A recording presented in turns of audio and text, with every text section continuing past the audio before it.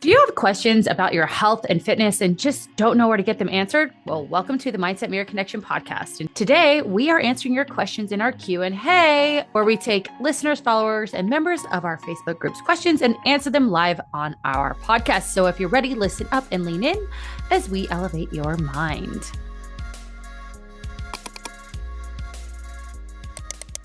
Welcome, everyone.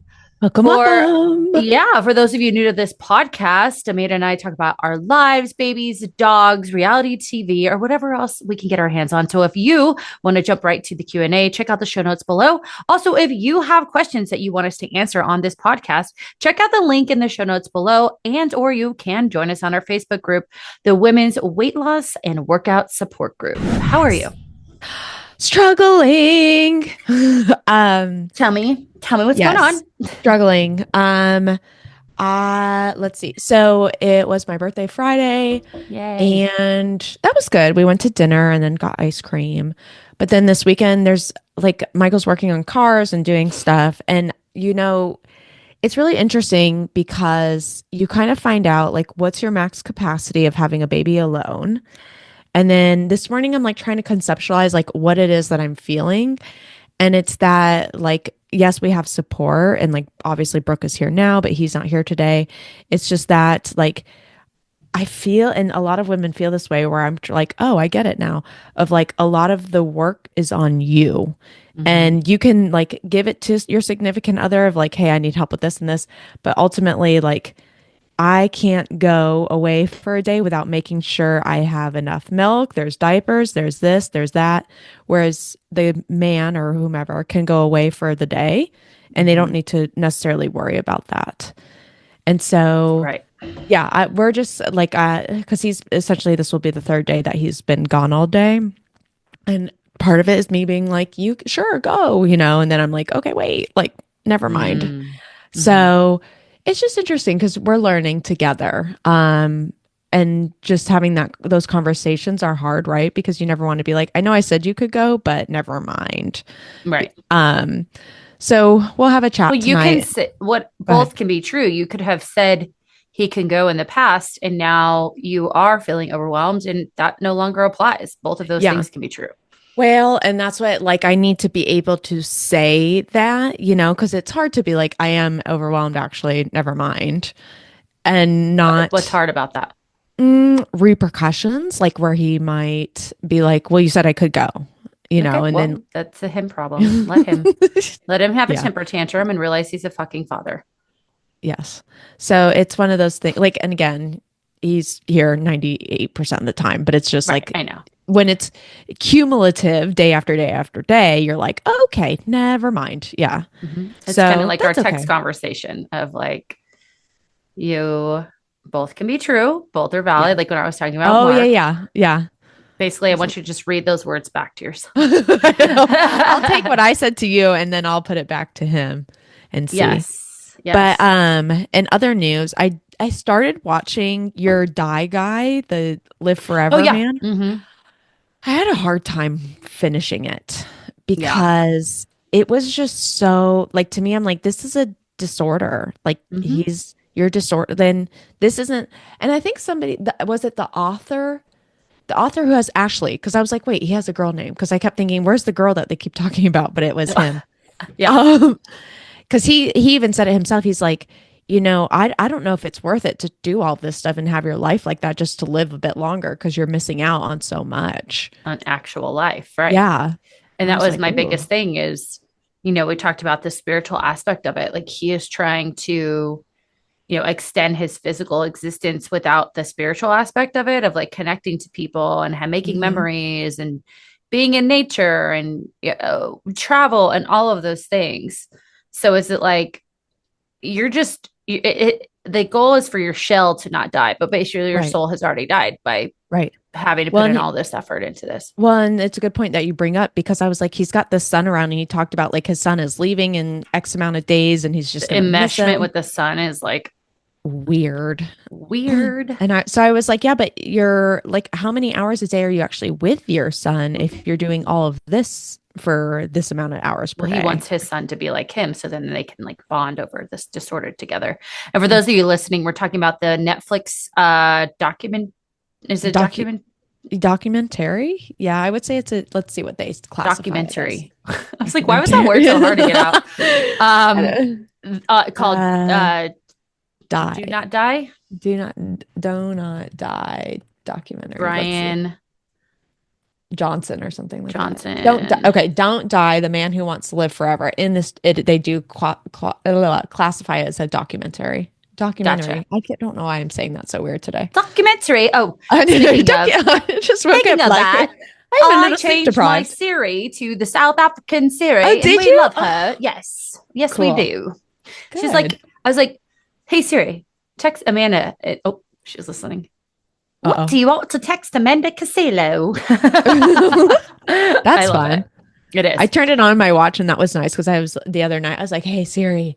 Because, like sometimes at night when I'm feeding her, it's like I think of all the things like, this and this and this. And I'm like, hey, Siri, put on my calendar.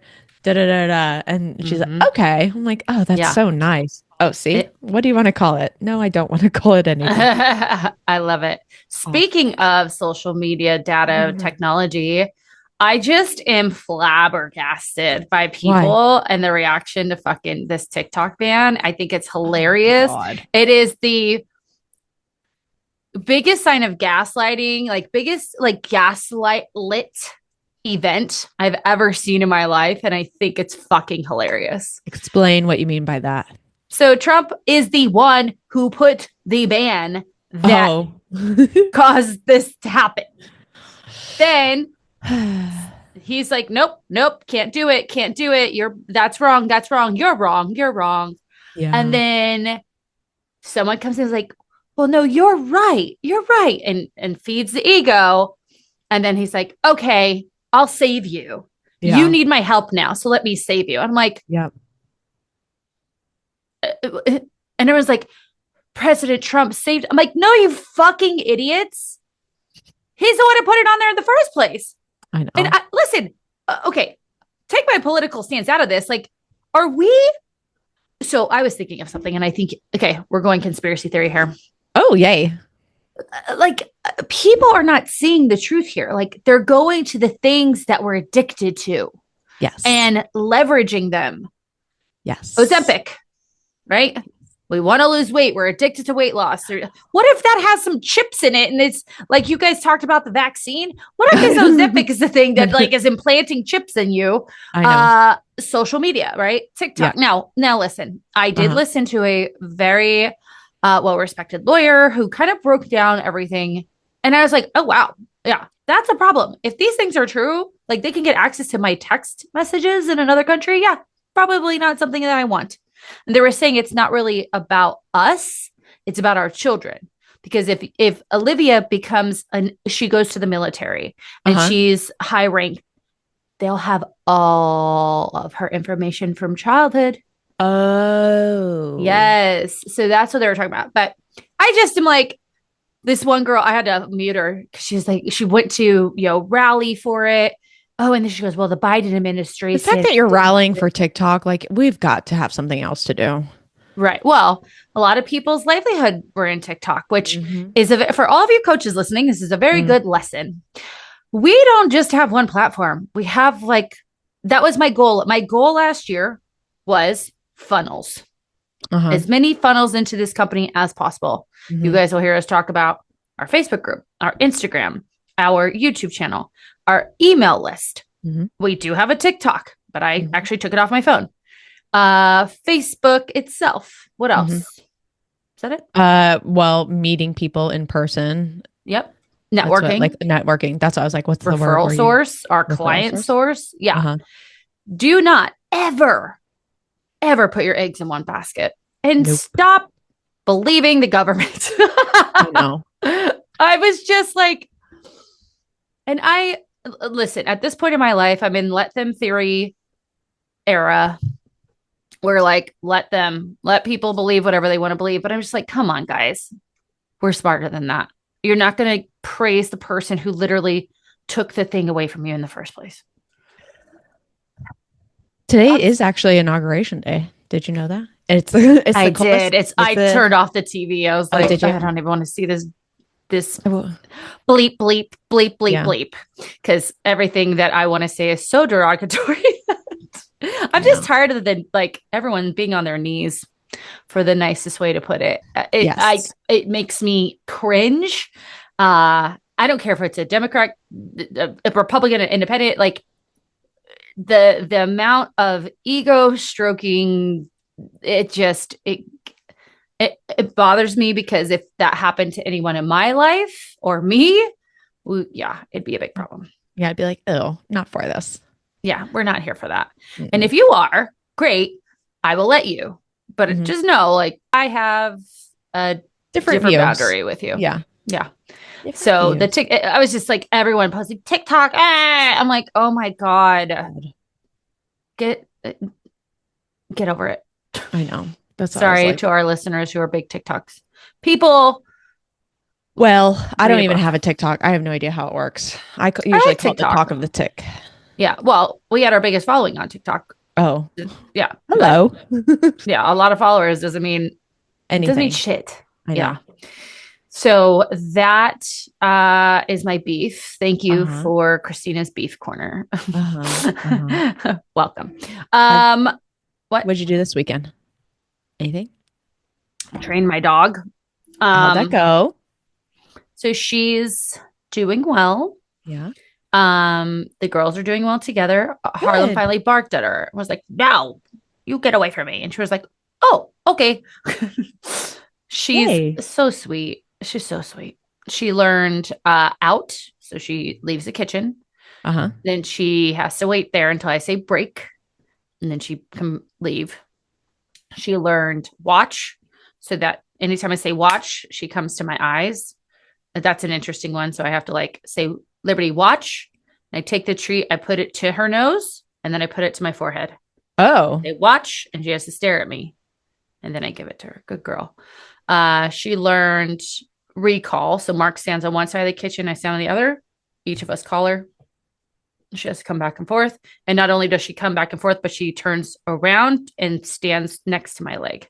She learned all of this weekend? Yeah. Well, she's learning. I mean, Learning. Yeah. she's 6. She learned drop. I taught her that on my own. So she had her tennis ball Uh-huh. and I said drop and she dropped it and then we go play it. Drop. So Getting there. it's not, she doesn't know the word by itself yet. Yeah, yeah. It's so, I love this. I love it so much. Like That it must be makes fun for me, you. it is. I Yeah. literally, it makes me like feel like I have a purpose in life. Yeah. Other than this great purpose that I have on top Yeah. of. That's okay. And even just like having, we didn't go out. We took them to Oso, which was like having a 1-year-old. Yeah, I was gonna say, how'd she do there? Yeah, she was just Excited. kind of up, down, excited. She did fine with the other dogs. She Uh-huh. loved the people, but it's like, okay, here's your toy. Okay, here's a treat. Okay, let's go for a walk. Okay, da Yeah. da da. And I'm like, whew, man, my little toddler. She Yep. gets her stitches out today. Yay. Yay. Is this where you So see good. the vet and you're gonna ask about the tail too? Yep. Good. Tail's still not moving, but she does have. I pinched it today, and she like kind of so she could feel it, which is good. I thought it had nerve damage. Yeah. So anyway, that's that. All right. Well, shall we? Yes. For those of you who don't know, we have our Q&As 1 to 2 times a month. And we love when our clients write in, comment, message, whatever it is, so that we can answer your questions. So today we have 4 questions from listeners. And the first is from a male listener. Oh, thank you, Jake. Mel. He says, after a really difficult 2024 that derailed my fitness journey and left several professional and emotional scars, I've struggled to hold peace with accepting where I am now compared to where I used to be. Mhm. With that, it's been hard not to fall into unproductive self-shaming. How do you balance taking ownership of past decisions and recognizing missteps while also avoiding the trap of ruminating on regrets? Ooh. How can one rebuild self-trust when past actions turned out to be mistakes? Oh, Great question, Jake. thank you. So, yeah. So, you guys have heard me say this multiple times of it's not a failure, it's a familiar. Mm-hmm. And when we look at these past behaviors that caused emotional and professional scars, we have to look at why the behavior was there in the first place, right? Most people only look at the behavior, but they don't look at, well, what I'll just use an example. If I left a job because it was too hard, quote Mm-hmm. unquote, I quit the job. Well, why? What's underneath that? What's underneath trying to do the job that's hard? Well, I might fail. And what is that? What story are you making up about yourself? If I Mm-hmm. fail, I'm a fuck up. I'm not good enough. Like I'm a terrible person. Okay, well that's the issue, right? That you are having a lot of insecurity with yourself and therefore you leave things before you can potentially fail, right? And so we have to look at the behavior itself and say, well, get curious, as I say, of why was I doing that to myself? Or why did I make that choice? What was I trying to avoid Mm-hmm. or receive that I wasn't receiving or and that I was needing to avoid? And why wasn't I receiving that thing in a healthy way? Or why wasn't I able to avoid that thing in a Mm-hmm. healthy way? And sometimes for me in my life, I've had to go through the, professional emotional scars, the missteps, the poor decision making to learn and we've talked about this before. Every opportunity that I went through is a chance to learn to eventually get to the place where I am today. I would not be at the place I am today if things were just easy and they just flowed and, I would have just stayed the same. I think with this, I like the word scar because scar means you have to get uncomfortable, right? You have to you have to go through whatever it was, even if it was you not treating yourself fairly, in an effort to realize I don't like that. Mm-hmm. That doesn't work for me. The decisions I made were harmful to my body, harmful to me professionally, and now I need to learn from them instead of this ruminating on regret. Regret what? What is regret? What are we regretting? What I want you to regret is I did not know, and maybe not even regret, just have awareness of I did not know how to get through whatever it is I was trying to get through the proper way. So I resorted to what is familiar to me, which Mm-hmm. is quitting, giving up, punishing your body, punishing yourself, whatever that looks like. You Thoughts? ready? Yes. I was letting you go, sister. So I'm going to take a different kind of standpoints on this and use the words that you're saying Mm-hmm. instead of like the analytical. I think the analytical is great and I would recommend that as well. But when I hear or when I see these words, how do you balance taking ownership of past decisions and recognizing missteps? And then he also said ruminating on regrets. And you touched on this. Then he also said turned out to be mistakes. I would challenge you instead of thinking of missteps, regrets, and mistakes, because those are really negative word associations with yourself that you Mm-hmm. did something bad, you did something wrong, Right. and change that into like growth. I always like the word growth opportunity. Mm-hmm. So, and it sounds a little silly, but when we're looking at it instead of, oh, I made a mistake, oh, I had an opportunity to grow right there. And it's not that you didn't choose that opportunity to grow. It's like from this experience, let's see, derailed several professional emotional scars, struggle to hold peace with accepting where I am. So, but now I have the growth opportunity from that to accept where I am and Mm-hmm. to learn from those professional emotional circumstances that happened. Yeah. So you're talking about like looking back, where does that come from? So I can better move forward. And then I'm saying when we move forward, thinking of that past as something that I'm growing from, this is how I will change and adapt behavior or even my mindset when I'm approaching these things and Yeah. how I'm talking to myself. Right. And that all of that creates like compassion. And that's really what is going to be the kryptonite to this ruminating, Yeah. Yeah. right? Being like, Yeah. I didn't know. Right. And now I have an opportunity to grow. Look at And I that think, rhymes. yeah, and you and I talked about that. I forget what episode this was on because we've talked so much. But even like thinking about when I'm and ruminating, just being like, this isn't helpful right now. Right. And just recognizing like this obsessive kind of rumination that you have. Cause I totally understand because I'm a ruminator myself Mm-hmm. of stop recognizing that I'm doing it, stopping it and saying this isn't helpful right now, or just like seriously just talking it out loud or texting it or putting it in the notes app, typing it Yeah. out, journaling it, all the things of just getting it out because I find rumination comes from it's staying in my head and I'm not able to escape it, but instead I'm going to put it out and make it escape itself. Mm-hmm. Here's Xtina's theory and thoughts on Ooh, this. okay. What the fuck does ruminating do? What are you Yeah. going to do? It's not Yeah. going to change shit. It's not going to change shit. Uh-uh. Looking at it as a growth opportunity Can will change actually shit. change shit. Yes. So what? Now what? So what? Say that to yourself, Jake. So what? Now what? Mm-hmm. What am I going to do about it? Yep. If we sit there and we're, oh, it can be very like poor me Yeah. and, Why am I and so like, stupid? I should have why did known I do better. this? It's Yeah. like, what does that do? You're living in a moment that is already gone. Mm-hmm. You have no control over. You have control over this moment now. Yes. And you being able to say, growth, growth opportunity. Flowers literally die and come back to life Yeah. all the time, Yep. right? A lot of things in our world die and come back to life multiple times over again, so what? And now what?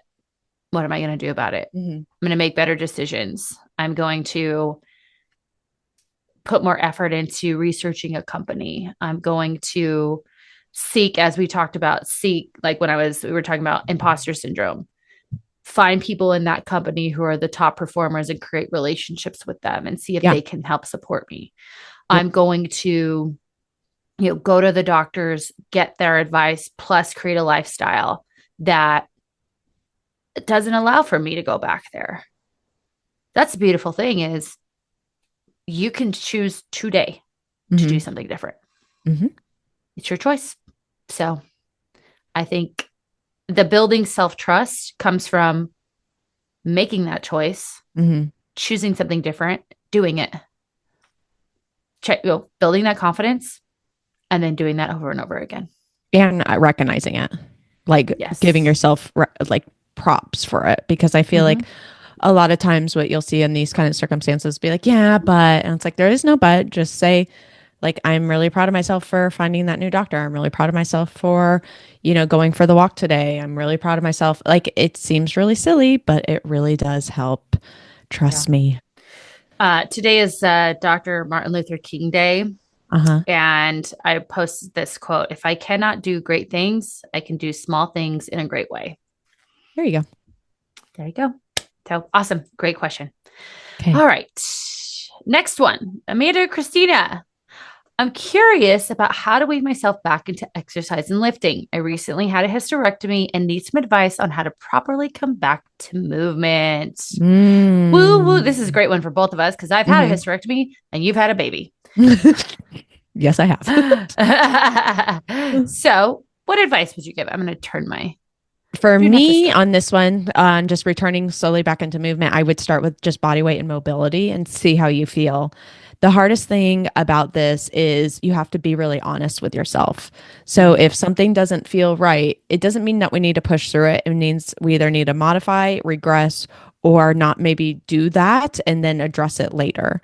So when thinking of coming back to movement properly, you can do this daily, like maybe 1 to 2, 3 things a day. Again, I would start with mobility first, just kind of checking in with your body because it is a surgery. So you don't want to say, like, ignore that fact, and the body Mm-hmm. needs to heal. Right. And then once we add in that body weight, seeing how you feel. And then if you're going back to dumbbells and barbells and like weighted stuff, is go lighter than you think you should. And again, being completely honest with yourself of, does that actually feel good? Because if it doesn't, or in even assessing how you feel the next day, because when you're doing it, it may feel great, because that's something I have to watch for myself. When I'm doing it, it feels Mm-hmm. great. Then the next day I'm like, oh, fuck. Yeah. So, and if I get that, oh, fuck, then I need to know next time I'm going to do that set or that series, then I need to either back off the weight or modify and see what really bothered me. Yeah. The other thing with coming back to movement that we cannot miss out on is the nutrition part too. Mm-hmm. So we don't want to miss that aspect because not only is your body healing from the hysterectomy, but it's going to be healing from you adding in movement again. So we need to make sure that we're eating enough to help support those systems. Yeah. And keeping protein high throughout the Oh, yeah. process of healing, because that's what Yes. helps with cellular turnover. With the hysterectomy, you have a vaginal cuff, and that cuff is sutured. So you actually have an internal scar that needs to heal. If that cuff does tear, you can have a lot of different issues. And so I would definitely, stay pretty inactive, sedentary for the first week or two. Uh-huh. I know when I had my hysterectomy, I had a 6 week, like no picking up things like over 50 pounds or something like that. But what I did do is walk. I walked as much as I can. Now, keep in mind that with the hysterectomy, you'll feel very tired, like overly tired, that you just need to rest. So again, it goes back to what Amanda's saying is pay attention to your body. But I walked because, of course, walking is going to be helpful for not causing blood clots. And then when I was ready, I did, as Amanda's saying, mobility with my little like bands. So I had 6 weeks off of work, which was crazy.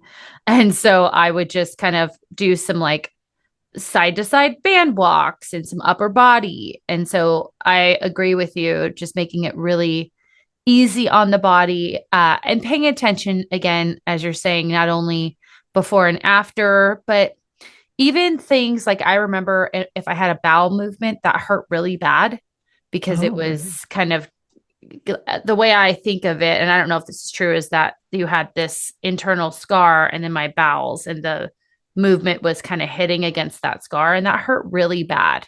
So paying attention to stuff like that too. But give it some time. Your body is working extra hard. Remember that. Like people forget, like, oh, yeah, my body's healing. That means your basal metabolic rate is higher, mhm. right? Feed it properly, walk, then ease back into it, starting with bands and mobility, then light weighted workouts. And I would also suggest possibly seeing a pelvic floor PT. Me too. And not looking up Google images of how a hysterectomy goes. I was like, oh my God. I have pictures of my own. So, Oh, really? yeah, Oh, they give you pictures. They're like, that's nice. look at this was the fibroid in your body. Like, You're like, oh, thank you. thank you. Thanks for Okay. that. It's like, how much weight did I lose by taking that? I would I probably know, literally ask seriously. that question. Golly. Yeah. So good. I hope that's Okay. helpful. Please keep us updated. We want to make sure, however we can support you through this process, we would Mhm. like to support you. All right. Speaking of bowel movements, Number three. this is from our Facebook group. I've Yep. always struggled with going to the bathroom regularly. Sometimes I can go an entire week without going. Oh, Oh, I drink plenty of water and have seen a doctor, and they recommend taking something to help, but I'm still searching for a more natural and consistent solution. I'm curious what will help to stay regular. yeah. Fiber. Fiber. I want to know how much fiber this person is intaking.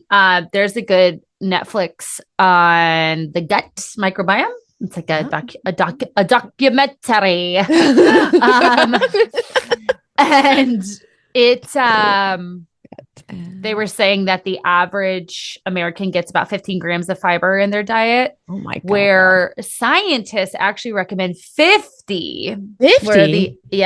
scientists Average. that study gut microbiome actually recommend 50, whereas what we recommend is like 28 to 40, Yeah. I was gonna say, hear depending that, male or female. clients? Yeah. So fiber is going to help with overall digestion, moving foods through the body. It will help create more solid bowel movements. I would want to know too, I would just get a gut microbiome test, Hell yeah. because if this doctor's just giving you like a laxative, that's a problem, Uh-huh. because we're not getting to the etiology or the under, like what's underneath this Hmm. symptom. We're just literally pushing the poop out, even though Hmm. it's not naturally happening. And I've seen clients be on laxatives that their body becomes dependent and we're just making the problem worse. Oh no. Yeah. So I would say, if you can start with, and we don't want to start fiber intake too much too soon because that could be really hurtful on the belly too. Hmm. I would just start adding a fruit, a veg, or like oats to every meal, right? And Yeah. slowly bring that up. And then you can kind of double up on things. So like this morning I had oats with banana, peanut butter, and egg whites. Mix it up. It's delicious. And I don't know how much fiber that was, but that was a good little balance of the banana and the oats for my fiber. I also love I like my greens, like the greens powders. I know a lot of people have beef with them, but I do personally feel like I have better bowel movements when I take With the them. greens. Yeah. Yeah, I do the first form greens. Yeah. But I would start there and then give it about 3 months. See how, if we're seeing any movement here, keep track of it. I'd also keep track of it and your cycle at the same time Hmm. because it could be as we get closer to our cycle, we might be a little bit more constipated. Then if we're not seeing any movement, I would definitely get some testing done Help. from a naturopath.